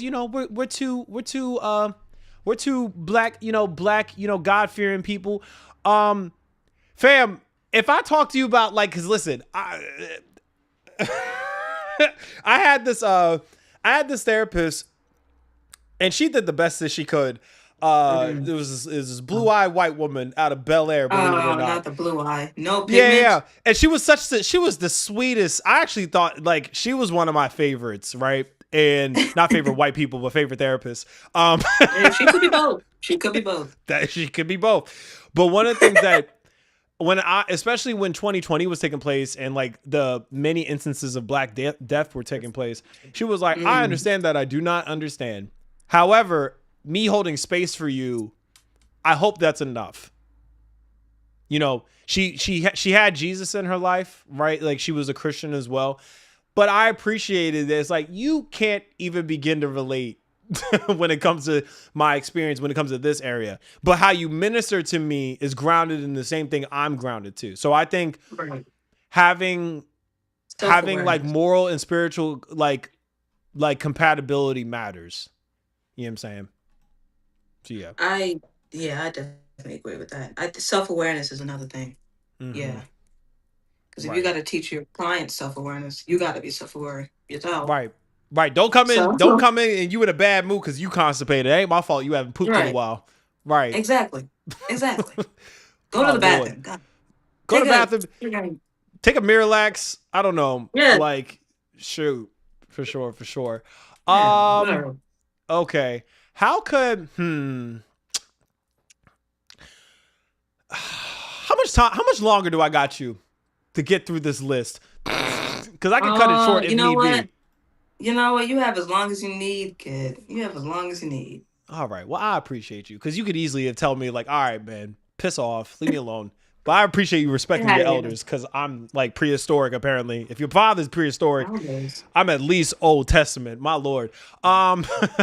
So, Elders. look, man, I'm 10 years older than you. I consider you a anyway. Um. So specifically when it comes to maintaining your mental health, I feel like a lot of times, especially so I feel like especially in the church where we're not talking about like safeguarding and maintaining and nurturing your mental health. A lot of it comes with like acceptance, right? Oh, well, like Mhm. we should be graceful to people and we should always give grace to people. However, it's not my responsibility to it's not my responsibility to put up with you, right? So like if you're toxic and you know you're toxic and I know you're toxic and the congregation knows you're toxic, why do I have to give you access? So Right. I painted that picture to say, what are some what are some red flags that we typically ignore in people for the sake of being graceful outside of maintaining healthy relationships when it comes to the church? Oh man. Yep. Uh All right. Yeah, This I is told. a Listen, disclaimer. I told you we were Disclaimer. gonna get deep. Disclaimer. Right, right. No, I'm not talking about that. Disclaimer is I can still cut people out pretty easy. I give people grace, not that much. So if Right. somebody gives me a red flag, they're already out. If you're in the congregation, then I'm just not going to speak to you. You can speak to me and I'll be cordial, but that's about it. I'm blocking your number. But when it comes to but when it comes to red flags that I see in the church, nosiness. Nosiness. I'm telling you, nobody in the church knows how to mind their business. Christians are nosy. And I know this. What? Who knew that? Who knew? Who knew? Oh my Interesting. god. I feel like I should get a Nobel Prize for just dropping that crazy fact that no one's heard of. No, but I feel like At church least a people are Pulitzer. incredibly nosy. Pulitzer. At least a You know, Pulitzer. matter of fact, induct me to the Hall of Fame. You know, but My lord. I feel like nosiness is a big thing. I'm gonna tell you an example would be my family. Actually, my family we don't tell people everything. We don't everything that we it's like we're very private when it comes to the church. When it comes to anybody, that includes people in the church. Because my parents, even though it's a congregation and they do trust everyone, they don't trust everyone. I don't know if that makes sense, but it does to me. So I'm gonna keep it at that. Nah, I So got you. like I remember when it came to talking to my mom about certain things or like telling them or asking, or we would have conversations about our experiences, good and bad, in the church. And one of those is people would think that my mom was a terrible mom because we sat down and listened, right? My mom is a great mom. Let's get that. She's the best mom. I would never want another mother, right? But like And she people always got just your back if your breath stink. A little passive aggressive about it, but because I got privy to it real quick because I first came to visit the church and I was like, nah, you ain't what about did to she get me this say? time. I'm make sure I brush my teeth. Shoot, Oh man. she quick with the breath, Miss Boy. My God. No, wait. I'm telling you right now. I'm telling you right now. That's just the thing. That may not No, be your. nah, listen. My tonsils were fighting me because my breath was humming that day. So I know that was her way of being like, look, kid, I love you. You're like that spiritual son I never asked for. but your breath is kicking like Chun Li off a Street Fighter. Can you please anoint your mouth with this breath mint, please? Breath is like Bruce Lee right now. Goodness. Shoot. No. Mm-mm-mm. No, but yeah, my mom, she's a great mom. But because she didn't, either we didn't run around or she didn't tell anybody about how she raised us or a good amount of how she raised us. She didn't tell everyone about the bad stuff I guess we were doing around that time, you know? So everyone just thought that she was a terrible mom and either we were a military family, we're not. It was like they would just ask all these questions like, how are you, like, are you a good mom? It's like, yeah, she's a good mom. She she does what a mom is supposed to do when it comes to She don't raising play with you kids. folk like that. She don't play. She does not play, and that's just how it is. That's how moms kind of are. That's how moms are supposed to be, you know. But a lot of times when it comes to just nosiness, it's like that's like a huge red flag. And when it comes to the black church, I feel like nosiness is not. You can't escape that. The red flag that I would look out for is people that try to force you to talk because of their nosiness or because they like to gossip, especially the people that will tell your business to somebody else in a heartbeat. Cause man, I'm telling you right now, there are people that tried to interrogate me like I was in a freaking police station and like they caught me doing something I wasn't supposed to be doing. All of a sudden, where were you last night at 9 p.m.? That's how it feels. And they're Right. like talking to me about all this stuff, like, oh, how are your parents? Oh, what are they doing right now? What are you doing right now? Nothing. Like I can't tell them anything Right. because it's like at the entire church will know in 2 seconds. You know what I mean? And it's Yeah. it's just like when it comes to that nosiness, it's like as long you can't nosiness is just gonna be a thing.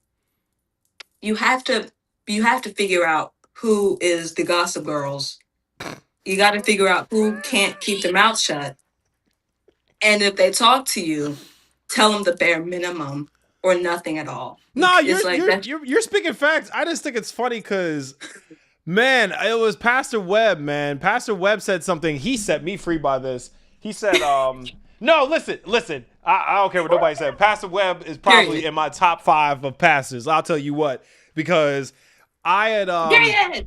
I was I was actually sharing this with your father when I first visited Rooted, and one of the things that I was sharing with him, I was like, yeah, I've gone through this season of, if you want to say like suffering in a sense, and yeah, like it was hard for me because it's just like, okay, I'm going through suffering.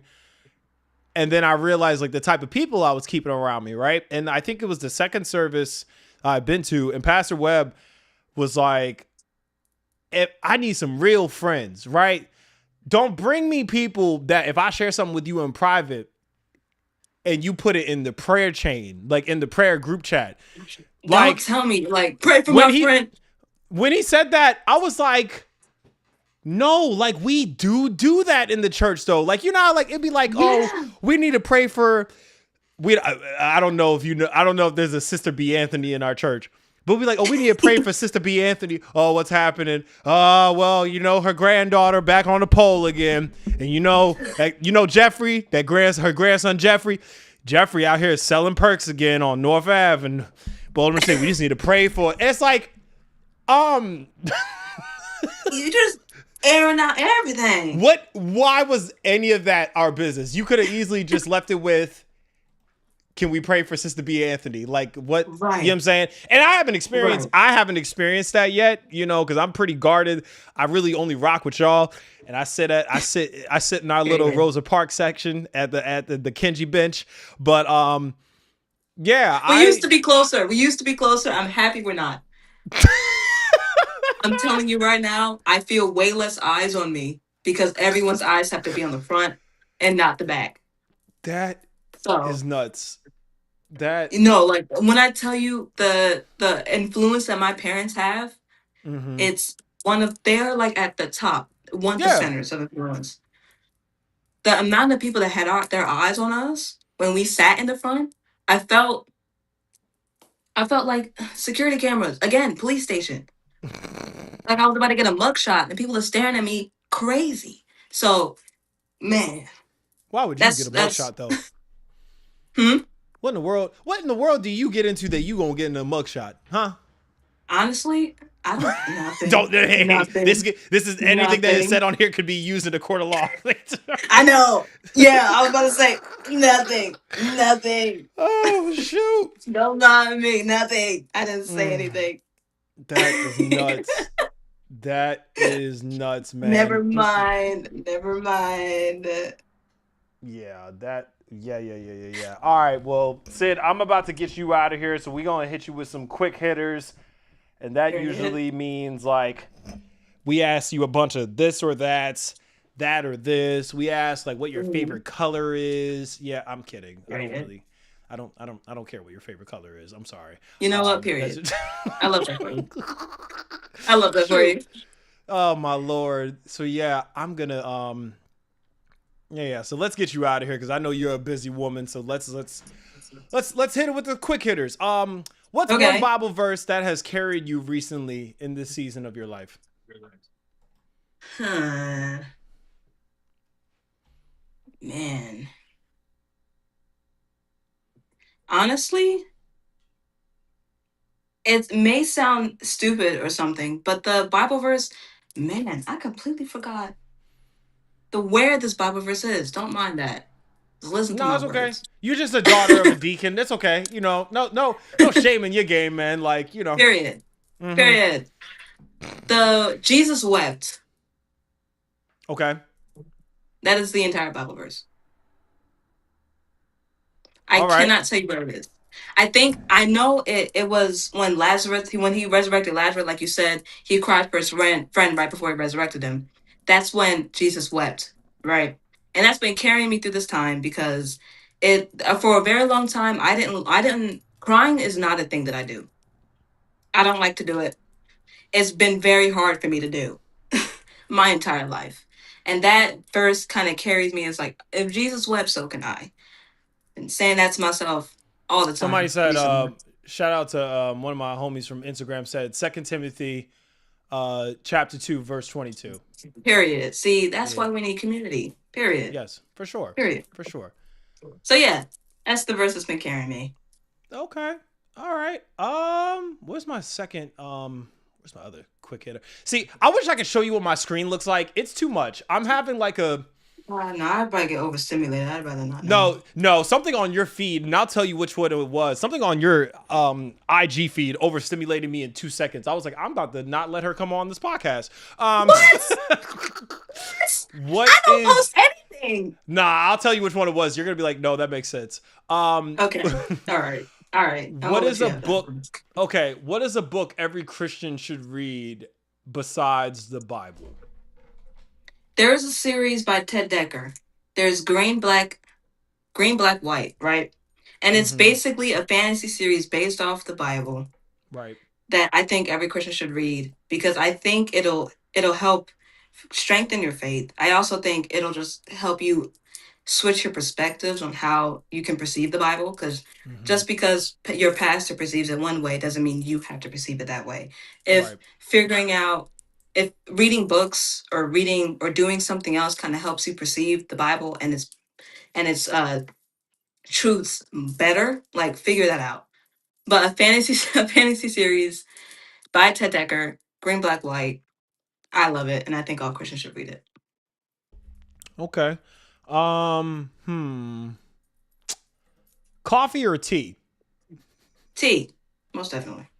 What kind of tea is your bag though? What tea is your bag though?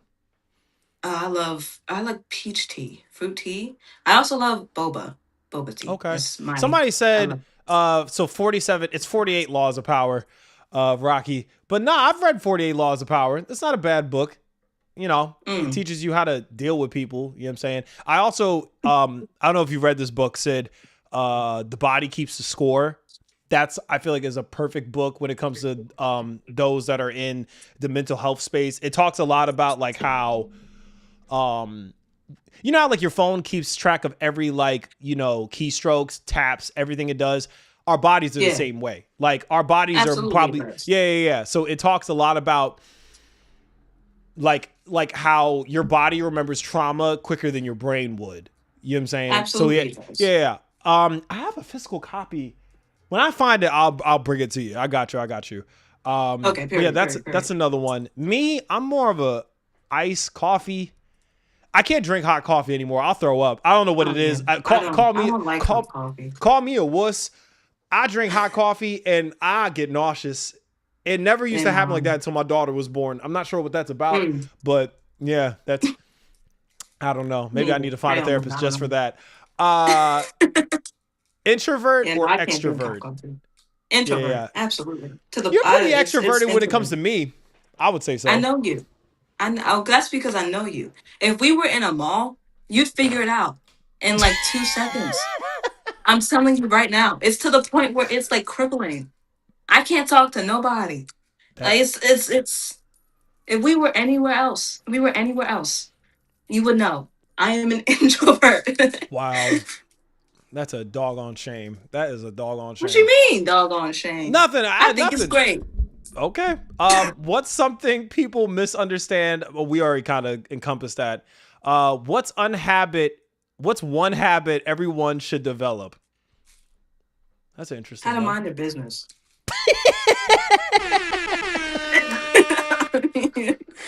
Because they ask too many questions. I don't know where my sister is. I don't know where my parents are. Stop asking. Dang. All right.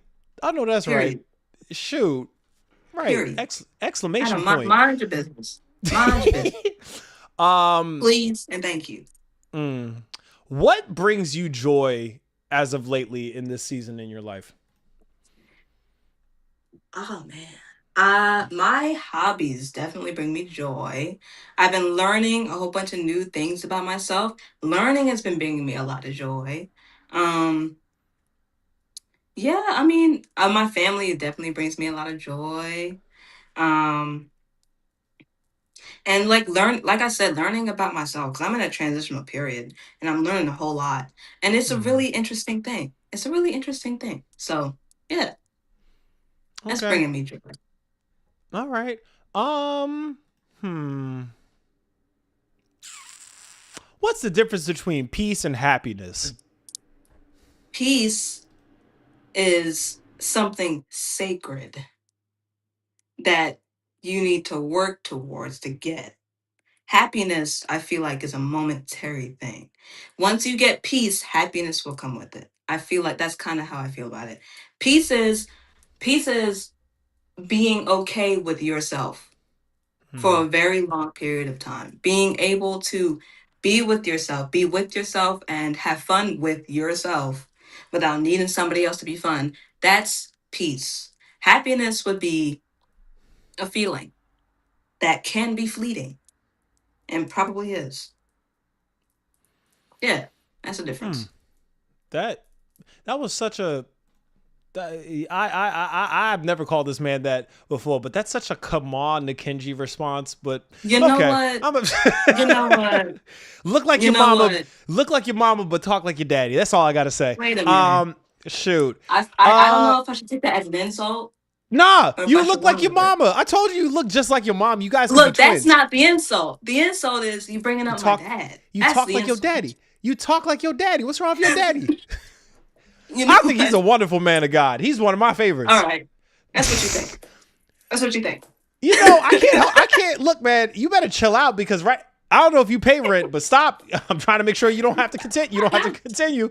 Shoot. A little butter for the bread. It ain't bad. Shoot. All right. You know what? Sure. Sure. What is your favorite way to spend a Sabbath? A Sabbath? Yes, ma'am. Sleeping and going to church. Oh, and also video games. I love playing video games, and that's What what I do. systems do you have? I didn't know you game, girl. I have a PC. I'm not there I'm yet. mainly on EA and Steam. I'm not there yet. Oh. Nah, it's not that. It's not that. It's just I barely played my 5 and my Series X. I need to get my life together. So, but my homies have been telling me I need to get Steam. Check out check out I don't know if you like third person shooter games. Check out Helldivers. I'm building a squad. It's a Helldivers? Yes. Yeah, I know that sounds nuts considering we've been talking about Jesus and mental health and diving into hell. But yeah. I like the game. You It's know a what? That's more on point than I think we'd like to realize. But yeah, yeah, I'll for check sure. that out. Also, you should get on Steam because Steam is great. They always Okay, have what is it? They always have sales, and they are like on. They're on point when it comes to your account, and if anyone tries to mess with it, so gotcha. get on Steam. I would recommend it. Okay. At the Kid Casper podcast, my username handle is Lead with Love or Mr. Lead with Love. What does that phrase mean to you, by chance? Lead with love. Mm-hmm. Um, Honestly, I'm gonna put an analogy on this. So when it comes to wolves, a pack of wolves, the leader of the pack is normally a couple yards behind to make sure that everyone stays together and everyone, leads together. That's kind of what lead with love means to me. Being able to stay at the back of the pack to make sure everyone that you care about is together and no one gets left behind. That's what leading with love means to me. Okay. You're not Yeah. beating these. You're not beating these Kaman to Kenji You allegations. know I hope you what? know that. He would never say that. He would never say that. He doesn't think fast enough. He doesn't think fast enough. Wow, yo, listen. You know he's got my number, right? He's gonna be texting me like, He's "Look, got mine too. He's got and mine you live too. with him, of course." He's gonna be like, "Yo, edit this ish out. She ain't gonna talk about me like this." My lord.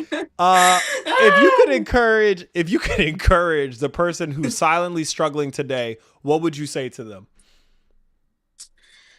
I would say there's a very high chance that what you're dealing with, a lot of other people are dealing with. Do not go at your pace. Don't think that because everyone is doing better means that everyone is putting on a facade, or pretty much everyone's putting on a facade. Don't look at other people and think that they're doing better than you, especially off rip. You're doing great. Go at your pace. And if you need someone, talk to someone, please. That's that's what I would say. Right. Okay. Okay. Um, let's see. We got a couple more.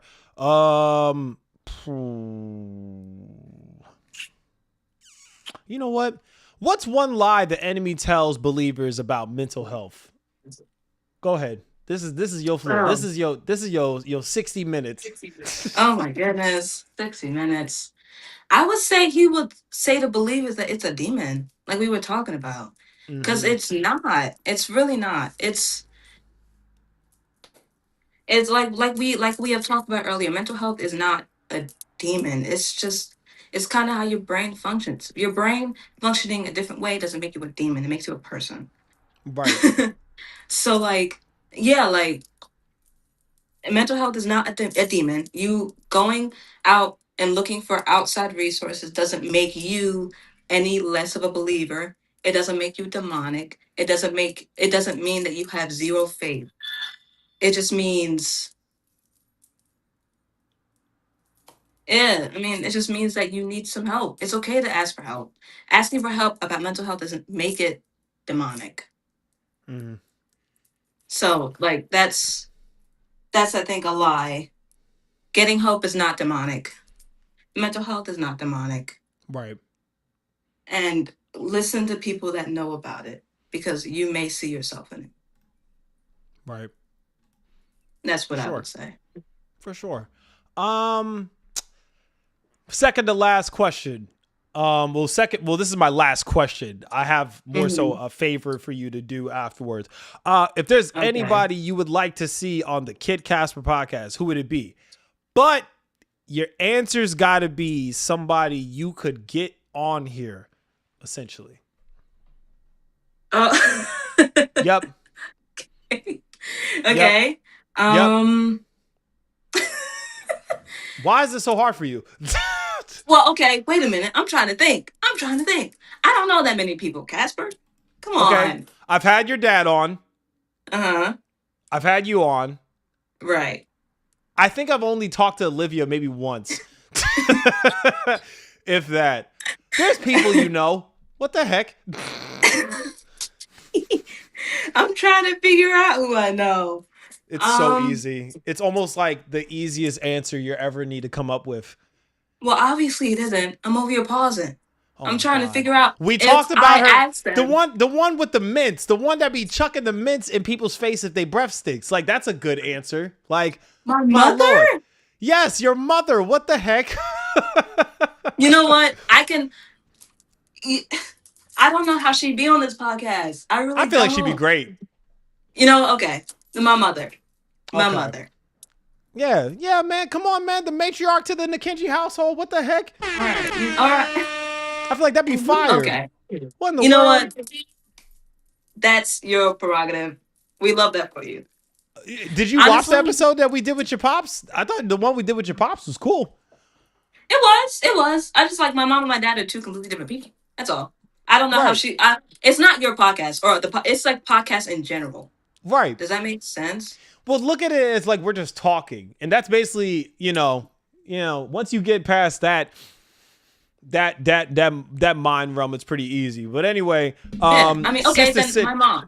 yeah, My for mom. sure. Sister Sydney, thank you for coming through and engaging in this conversation with me. If there's any closing regards, any last words that you would want to impart to the audience, now is your time. What you got for her? Oh, okay. Well, mental health is important. If you or a loved one is going through that, please refer them to somebody. Mental health is important. Don't it's I think it's just as important as physical health. Mm. Yeah, I mean, also mind your business. If no one wants to say anything, don't force them to start talking. If you see an introvert, don't force them into a circle. There's a 90% chance they want to be by themselves. That 10% is like slim. Don't let the introvert be by themselves. Yeah, we're good.